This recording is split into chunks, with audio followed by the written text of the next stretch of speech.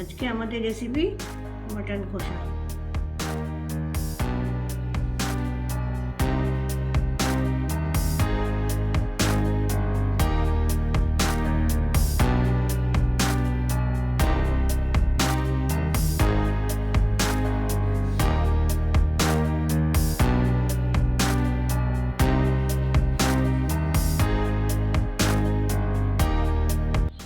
Mutton কষা তৈরির জন্যে আমি ওভেনে প্রেশার কুকার বসিয়েছি মাটনটা সেদ্ধ করার জন্যে।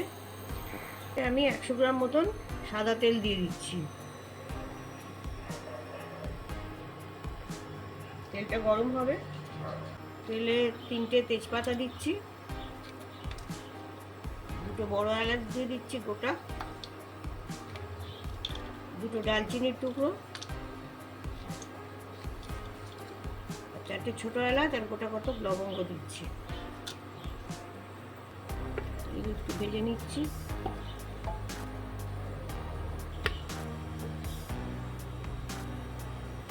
পেঁয়াজগুলো সরু সরু করে কাটা, এগুলো 3টে মতন পেঁয়াজ দিচ্ছি, আর 3টে পেঁয়াজ আমি পরে ব্যবহার করব। হালকা লালচে করে এগুলো ভেজে নেব। পেঁয়াজগুলো হালকা লাল হয়ে গেছে, এবার আমি আমার মাটনগুলো দিয়ে দিচ্ছি। এগুলো পরিষ্কার করে ধুয়ে নিয়েছি আগে।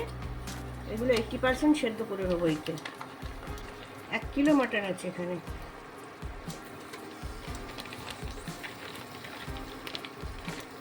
মাটনটা দেওয়া হয়েছে, এবার আমি কাঁচা পেঁয়াজ যে 3টে রেখেছিলাম কুচো, সেটা দিয়ে দিচ্ছি। এটা মাটনের সঙ্গে সেদ্ধ হবে। আদা রসুন বাটা 3 চামচ দিয়ে দিচ্ছি।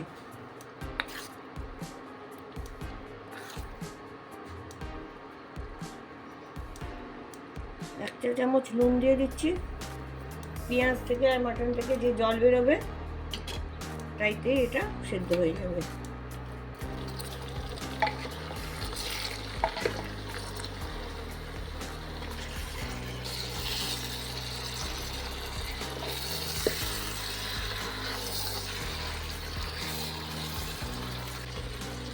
মাংসগুলোর রঙটা এবার চেঞ্জ হয়ে আসছে। মাংসের রঙটা এবার অনেকটা চেঞ্জ হয়ে গেছে। এখানে এবার আমি কটা মশলা দিয়ে দেবো। এখানে আছে 2 চা চামচ হলুদ, 1 চা চামচ জিরে গুঁড়ো, 2 চা চামচ ধনে গুঁড়ো, 3 চা চামচ কাশ্মীরি লঙ্কার গুঁড়ো, 1 চা চামচ ঝাল লঙ্কার গুঁড়ো। এগুলো আমি দিয়ে দিচ্ছি। এর সাথে দিচ্ছি 1 চা চামচ চিনি।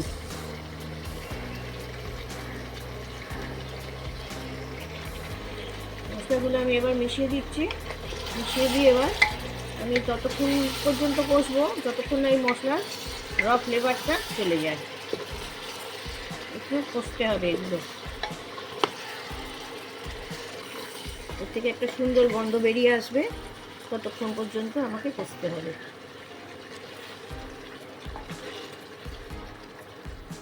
মাংসটা এবার কষা হয়ে এসছে, পেঁয়াজগুলো প্রায় গলে গেছে পুরো। এবার আমি 100 গ্রাম মতো দই দিয়ে দিচ্ছি।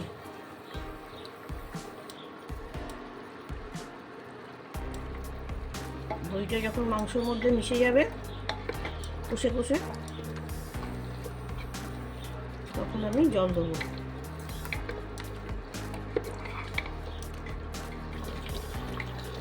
নুনটা 1 চামচ মতন দিয়েছিলাম, এখন আর নুনটা আপাতত দেবো না, কারণ এটা কষা হবে, নুন বেশি হয়ে যেতে পারে। মাংসের জলটা যত কমবে নুনটা তত বাড়বে, তাই জন্য নুনটা আমি পরে দেবো যে পরিমাণ দিয়ে।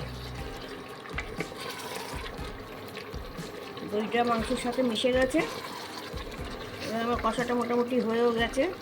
এবার আমি জল দিয়ে দেবো, মাংস সমান সমান জল দেবো। আমি এখানে পেঁয়াজ রসুন বাটা মিক্সি ধোয়া জলটা দিয়ে দিচ্ছি। মাংসের সমান সমান জল হয়ে গেছে, আর সামান্য আর একটু দিয়ে দিচ্ছি। জলটা দেওয়া হয়ে গেছে, এবার আমি ঢাকনাটা দিয়ে দিচ্ছি।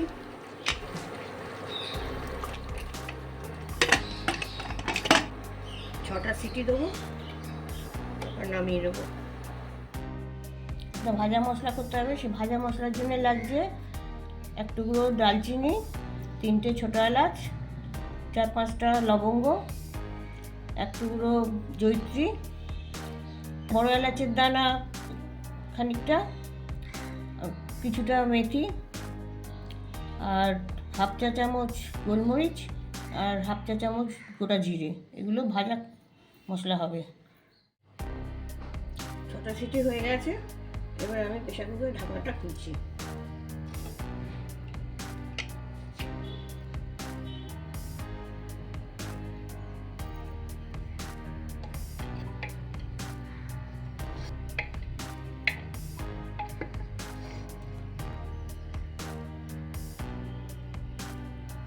এইটটি % গলে গেছে।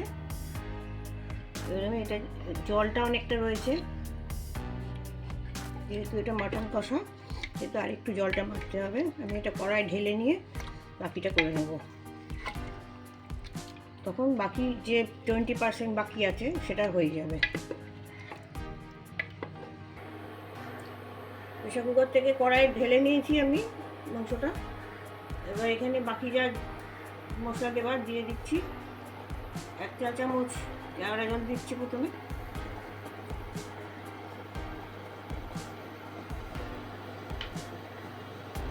যে ভাজা মশলাটা করে রেখেছিলাম সেই ভাজা মশলাটা দিয়ে দিচ্ছি।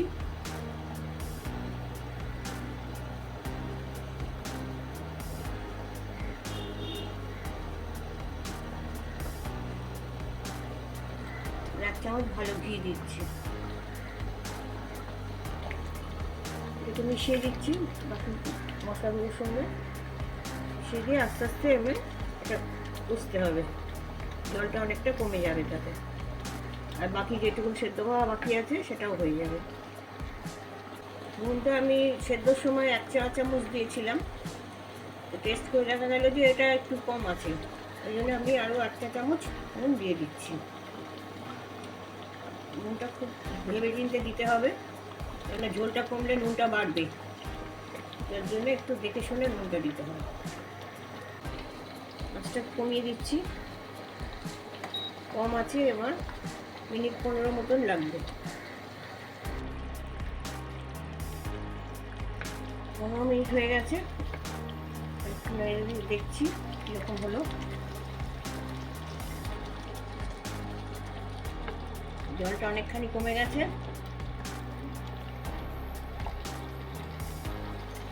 মাংসটা দিচ্ছি, মাংসটাও গলে গেছে, যেটুকুন বাকি ছিল গলে গেছে।